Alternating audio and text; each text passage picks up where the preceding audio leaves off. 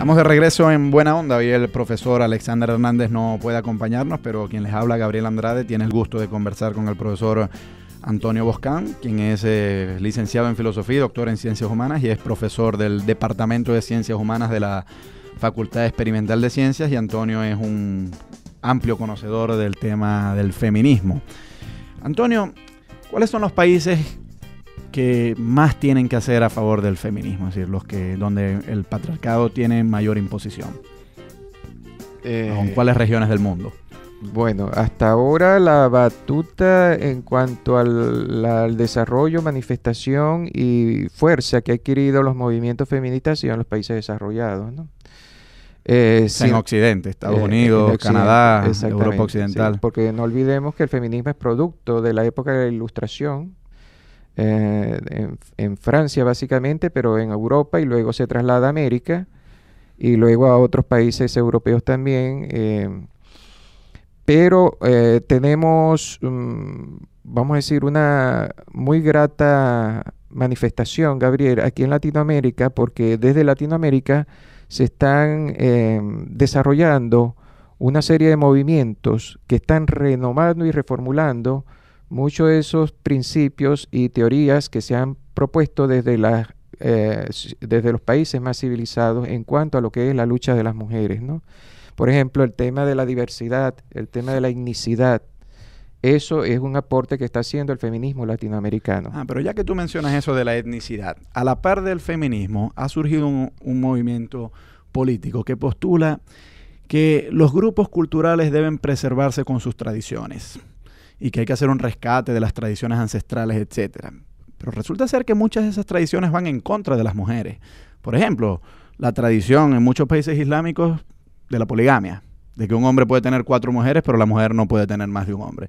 La tradición también en los países islámicos de que el hombre, por ejemplo, le exige a la mujer que salga tapada con un velo, o en casos más extremos de la burka, o incluso en algunas tribus del África Oriental la extracción del clítoris.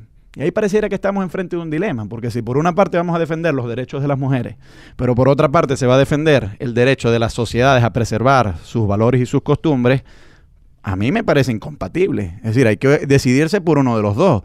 La verdad es que yo no veo de qué manera una feminista puede defender el derecho de una determinada tribu a conservar sus tradiciones ancestrales si esas tradiciones van en detrimento de las mujeres.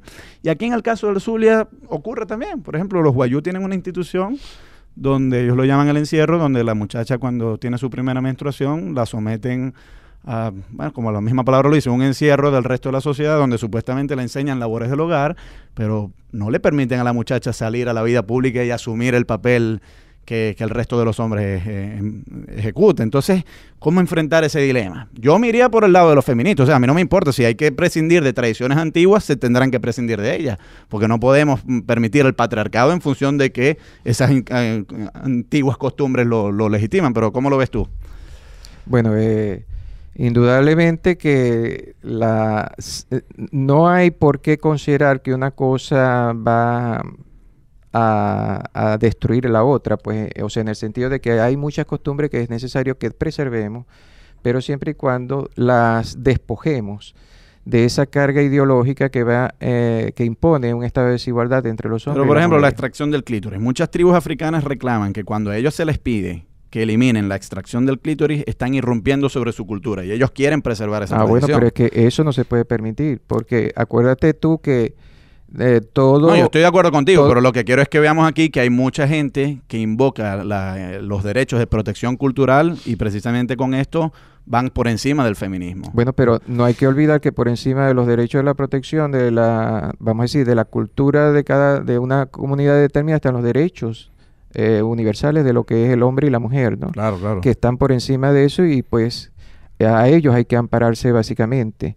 Yo creo que en ese sentido esas culturas, antes de perder, ganan. Ya que entonces claro, se van de acuerdo. porque ese es el carácter también dinámico de las culturas, ¿no? Claro, lo que pasa es que muchas veces es difícil hacerle ver esto a los líderes de esas culturas, que muchas veces se empeñan en querer preservar estas costumbres. Tú sabes, Gabriel, también que si las mujeres no son educadas, no son formadas también en estos principios de liberación, pues ellas también pueden terminar convirtiéndose en partícipes de esa misma ideología que al final las desfavorece a ellas. Claro, que es un asunto muy interesante, porque, por ejemplo, con este debate sobre la burka, ¿no? Mucha gente dice, bueno, pero es que las mujeres en Afganistán quieren llevar la burka. Y yo digo, bueno, pero el hecho de que ellas la quieren llevar no implica que esa institución esté bien, porque, ok, puede haber un consentimiento de su parte, pero es realmente una institución tiránica, el tener que ver el mundo a través de una rejilla. Entonces, realmente el nivel de alienación de estas mujeres ha sido tal que incluso ellas ofrecen su consentimiento a llevar este traje, pero que realmente les baja el nivel de vida tremendamente, ¿no? Bueno, pero es que hay que averiguar, Gabriel, la forma como estas mujeres que ya están comenzando, pues vamos a decir, a abrir sus ojos, están reasumiendo y adoptando toda esta serie de costumbres desde una nueva perspectiva. El hecho de que muchas mujeres planteen pues seguirse cubriendo, por ejemplo, el cabello o llevar la burka, pero ya con otro sentido, pero dado ya a partir de ellas, ya eso implica un cambio, que no es el deseado todavía, pero bueno. Exacto. Pero bueno, ya, por lo menos es un paso. Exactamente. Entonces, yo creo que las cosas ya no se están dando de la misma manera que se están dando antes o que se daban antes.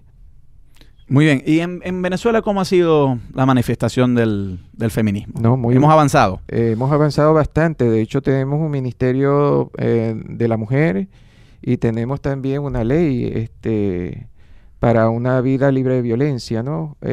Por cuestiones de género. Y esos son avances muy significativos.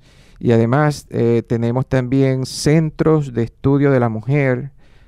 Aquí tengo, por ejemplo, una revista que es del Centro de Estudios de la Mujer de la UCB de Caracas.